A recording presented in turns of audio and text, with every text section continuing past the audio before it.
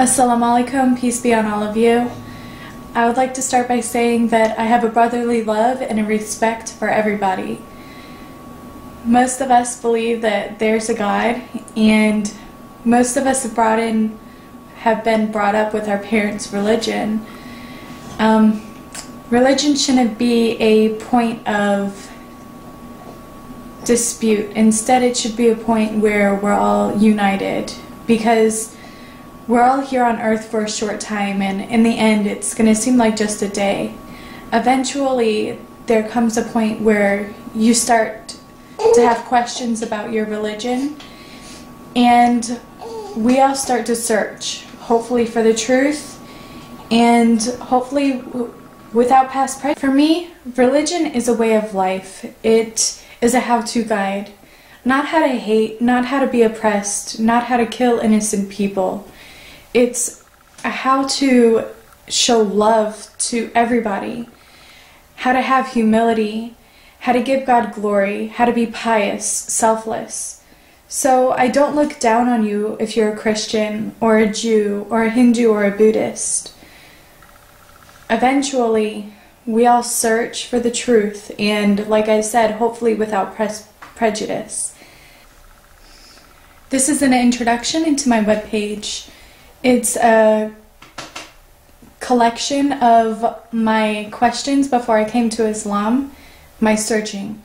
My niyyah, or my intention, is that inshallah, if God wills, He will use this webpage as an intellectual resource for those studying Islam or Dawah.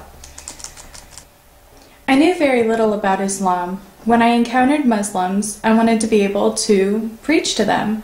I wanted to convert them, and that might seem a little audacious, and it was, but here's my background.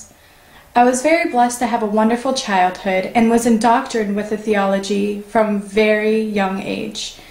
And I was raised with a deep-rooted knowledge of my faith. For example, the Heidelberg Catechism, Canons of Dort, and shorter and longer catechism were regular reference guides for the kind of studying that I regularly did as a child.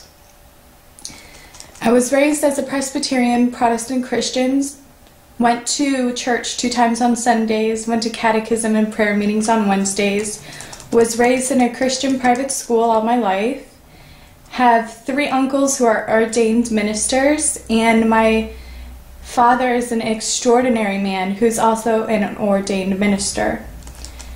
My grandparents were missionaries to Africa, Kenya. One of my uncles is currently on the mission field in South Africa, preaching mainly to Muslims.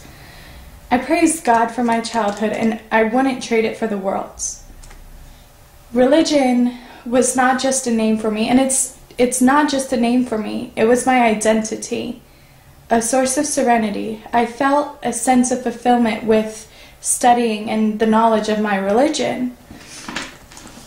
So I felt very confident in my faith, and I'd propagated Christianity before and thought I would have no trouble talking to these Muslims about religion. So I started asking them questions about Islam, not for my knowledge, but just to open the topic and to see where I could wedge in Christianity. Even though I knew nothing about Islam, I was trying to just tell them a little bit about Christianity and hopefully get on a conversation or a dialogue with them. The person I spoke to knew that I was a devout Christian and told me that he believed in Jesus. As a Muslim, he believed in Jesus, and that Mary was a virgin, and that Jesus healed the sick, the blind, the lepers, and that he believed that Jesus was one of the greatest prophets, like Abraham, David, Noah, Jonah, Moses, etc., who all did miracles, not with their power, but with God's, which really surprised me. I didn't know that they believed that.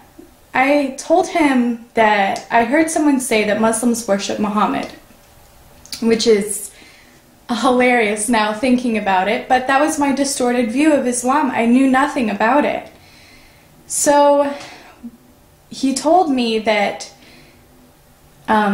I told him that I heard that Muslims believe that Muhammad was the Messiah instead of Jesus. He believed that Jesus was the Messiah, translated Christ. And he laughed and said that he believed that there was only one God. And this God created the universe. He sustains it. He is absolute and eternal. He was never born. He does not procreate. He's not a man. And he is above comprehension. So he can't be Muhammad. I started explaining the theology behind Jesus' divinity. The person was not convinced at all and said he believed in only one God, and he's not a man. I told him that I too only believed in one God, and he's not a man, which sounds funny now, but as a Christian, you honestly believe something that has been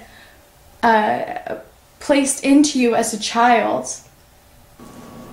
My father and my family, they weren't trying to deceive me. Your family's not trying to deceive you. So when you're a child, you don't question what they tell you. You just take it as fact. And that's the difference between being a child and being a mature adult.